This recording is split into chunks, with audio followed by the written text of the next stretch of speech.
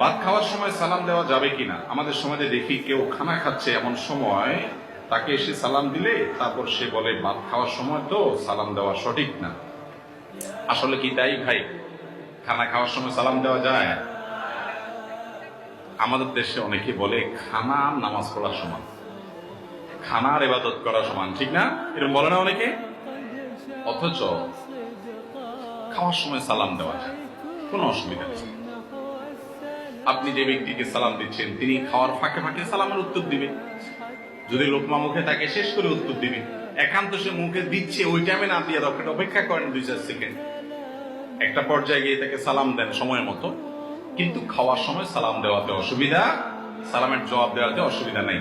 এই যে আমরা ছোটবেলা থেকে অনেকে শুনে আসছি যে খাওয়া নামাজ পড়া সমান, নামাজ আর খানার ইবাদত করা সমান, এগুলো সব আমাদের বানানো হাদিস, এগুলো কোরআন হাদিসে নাই।